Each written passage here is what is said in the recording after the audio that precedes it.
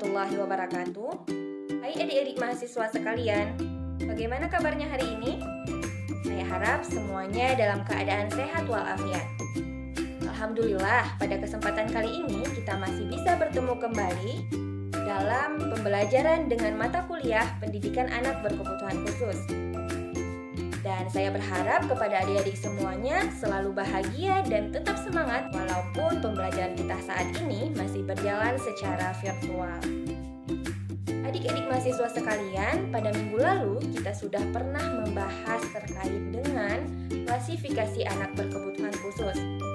Ada yang masih ingat ada berapa ya klasifikasi anak berkebutuhan khusus itu? Ya, benar sekali. Ada 3 klasifikasi anak berkebutuhan khusus secara umum. Nah, yang pertama itu yang berkaitan dengan hambatan fisik. Selanjutnya, yang berkaitan dengan hambatan mental dan intelektual. Dan yang terakhir, ada hambatan dengan perilaku sosial. Hari ini kita akan membahas terkait dengan anak tunagrahita. Apa itu anak tunagrahita? Dan apakah anak tunagrahita ini termasuk kepada jenis dengan golongan fisik, perilaku sosial, atau mental intelektual? Adapun tujuan dari pembelajaran kita hari ini yang pertama untuk mengetahui pengertian dan ciri-ciri dari anak tunagrahita. Selanjutnya untuk mengetahui klasifikasi dari anak tunagrahita. Kemudian faktor penyebab tunagrahita, dampak tunagrahitaan pada anak, kemudian tujuan pendidikan pada anak tunagrahita, kemudian hal apa yang perlu kita ajarkan pada anak tunagrahita, dan yang terakhir untuk mengetahui layanan pendidikan seperti apa yang bisa kita berikan kepada anak tunagrahita. Tunagrahita secara bahasa berasal dari 2 kata yaitu tuna dan grahita. Tuna ini berarti cacat atau kurang, sedangkan grahita ini berarti berpikir. Jadi, berdasarkan hal tersebut dapat kita ketahui bahwa anak tunagrahita adalah anak yang secara nyata mengalami hambatan dan keterbatasan perkembangan mental dan intelektual, di mana mental dan intelektual anak tersebut di bawah rata-rata anak normal. Sehingga anak-anak dengan tunagrahita ini mengalami kesulitan dalam tugas sosial, tugas akademik, dan karena itu mereka memerlukan layanan khusus. Dalam bahasa Indonesia, istilah tunagrahita ini sering digunakan untuk anak dengan lemah otak, kemudian anak lemah ingatan, ada retardasi mental, kemudian lemah pikiran, dan cacat grahita. Sedangkan dalam istilah asing atau bahasa Inggris, tunagrahita ini biasanya sering diistilahkan dengan mental disability, kemudian mental retardation, kemudian mental deficiency, dan intellectually handicapped. Selanjutnya ciri-ciri fisik anak tunagrahita. Nah, anak tunagrahita ini biasanya penampilannya fisiknya itu tidak seimbang. Contohnya, kepala yang agak sedikit lebih besar atau bisa jadi lebih kecil. Kemudian, anak tunagrahita ini juga tidak dapat mengurus diri sesuai dengan usianya, karena memang kecerdasan anak tunagrahita ini jauh di bawah rata-rata anak normal pada usianya. Kemudian perkembangan bahasa anak juga terlambat. Kemudian mereka memiliki pandangan yang terlihat kosong, kemudian koordinasi gerakan juga kurang, dan kemudian anak tunagrahita ini sering mengeluarkan cairan dari mulutnya. Klasifikasi anak tunagrahita. Nah, anak tunagrahita ini diklasifikasikan menjadi 4 tingkatan. Yang pertama ada anak tunagrahita ringan, yaitu rentang IQ-nya 50 sampai dengan 70 dan sering disebut dengan anak tunagrahita mampu didik, di mana mereka mampu menyesuaikan diri dengan lingkungan yang lebih luas dan mampu melakukan kegiatan setingkat semi keterampilan.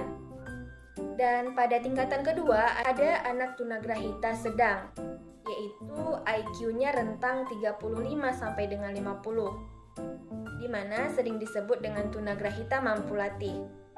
Mereka mampu melakukan keterampilan mengurus diri sendiri, mampu mengadakan adaptasi sosial di lingkungan terdekat, kemudian mereka juga mampu mengerjakan pekerjaan rutin yang perlu dengan pengawasan.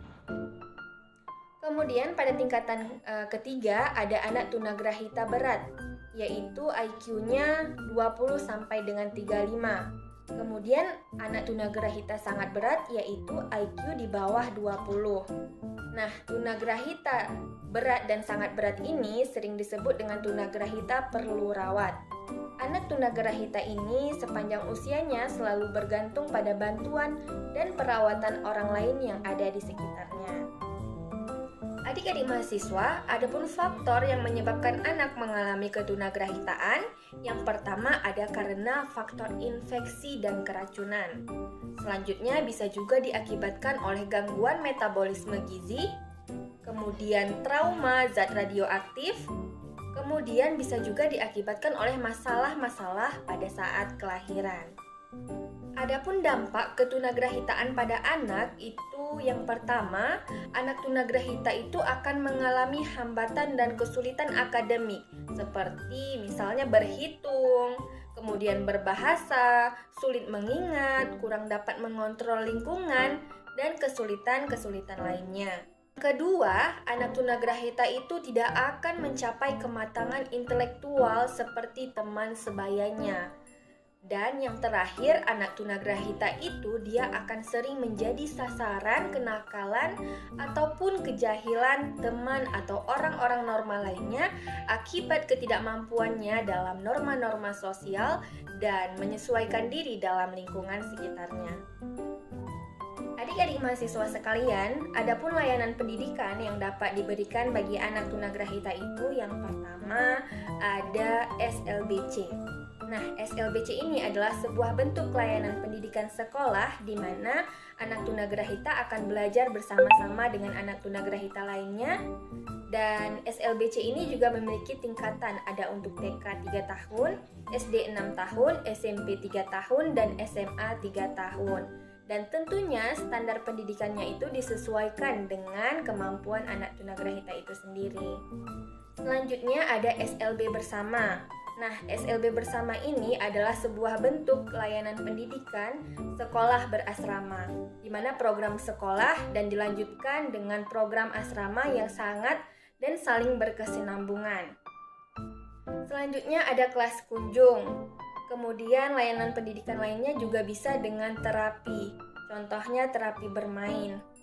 Kemudian bisa juga dengan homeschooling, yaitu sekolah berbasis rumah yang mana orang tua yang sangat berperan penting untuk memberikan program terbaik untuk anaknya. Sekian pemaparan materi dari saya. Terima kasih saya ucapkan kepada adik-adik mahasiswa yang telah menonton video ini dari awal hingga ke akhir. Semoga video ini dapat bermanfaat untuk kita semua.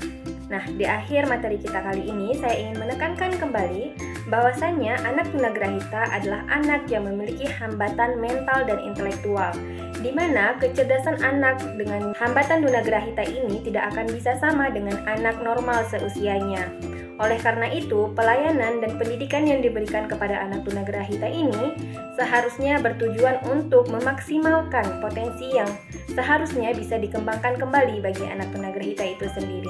Itu saja yang bisa saya sampaikan. Tetap semangat untuk adik-adik mahasiswa, terus mengulang pembelajaran di rumah, dan insya Allah minggu depan kita akan berjumpa kembali dengan materi Tunadaksa. Saya akhiri, terima kasih. Wassalamualaikum warahmatullahi wabarakatuh.